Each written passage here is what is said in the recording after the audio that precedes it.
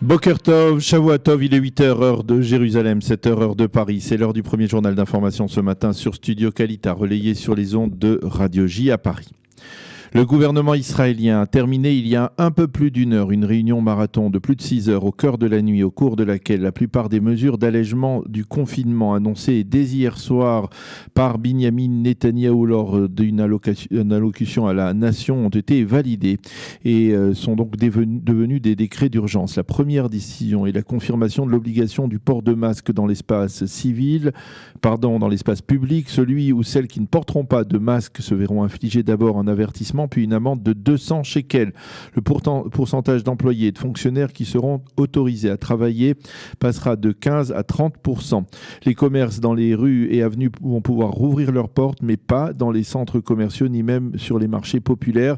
Il s'agit des magasins de meubles, d'électricité, d'informatique, de téléphonie, d'entretien de la maison, de librairie et de pressing. Par contre, les magasins de vêtements et de jouets resteront fermés. Les transports en commun vont reprendre à un rythme modéré en fonction de l'activité du marché israélien. L'éducation spécialisée va reprendre, mais en petits groupes. Les crèches à domicile reprennent également, mais en comité restreint, c'est-à-dire pas plus de 3 familles par crèche. Mais attention, les établissements scolaires de tout le pays resteront pour l'instant fermés. Les élèves devront reprendre aujourd'hui les cours par correspondance via Internet après ces vacances de Pessah, pas comme les autres qu'ils ont passées donc au cours des dernières semaines. L'activité sportive, ou plus exactement le jogging uniquement en couple, mais apparemment, et cela reste à préciser, sans limite, c'est-à-dire en s'éloignant même au-delà de 500 mètres du foyer. Les synagogues, elles, resteront fermées, mais les offices en plein air pourront se poursuivre avec un maximum de 19 fidèles qui devront porter un masque. Hier, le Premier ministre Binyamin Netanyahou s'est montré optimiste quant à l'issue de la crise en Israël. Les mesures que nous avons prises ont fait leurs preuves dans la réduction du bilan des victimes, a-t-il dit.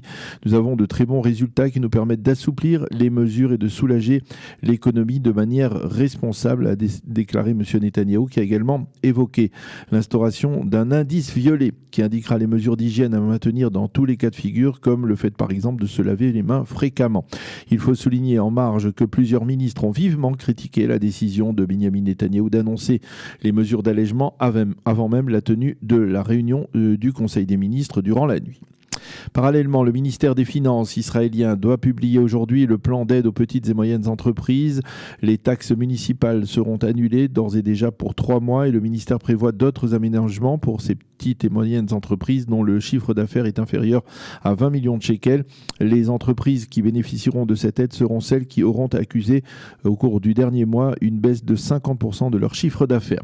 Par ailleurs, le ministère de la Santé publique entame aujourd'hui une vaste campagne d'information au sein du secteur arabe israélien en perspective du mois du Ramadan qui débute en fin de semaine. Hier soir, le Premier ministre et le directeur général du ministère de la Santé publique ont expliqué lors de leurs interventions à la population arabe israélienne que cette année, celle-ci allait devoir célébrer cette fête dans les cercles familiaux comme la population juive a célébré la fête de Pessah il y a quelques jours. Les prières publiques dans les mosquées seront interdites. La population arabe ne pourra sortir que pour se munir de denrées alimentaires et de médicaments.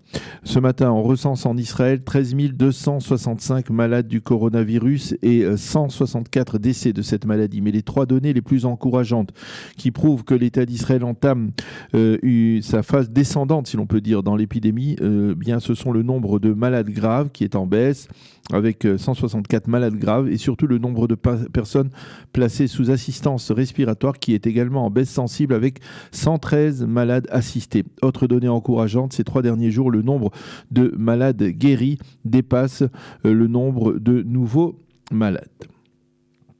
À propos de la crise politique dont on parle toujours, bien entendu, avec l'espoir de voir un gouvernement d'union nationale se former dans les prochains jours, Benny Gantz a déclaré hier soir qu'une percée était intervenue dans les pourparlers et que l'on s'approchait de la signature d'un accord de coalition.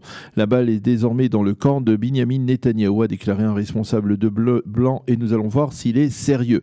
Quant à Binyamin Netanyahou lui-même, il a déclaré lors de son intervention hier soir qu'il était très sérieux dans sa volonté de parvenir à un accord.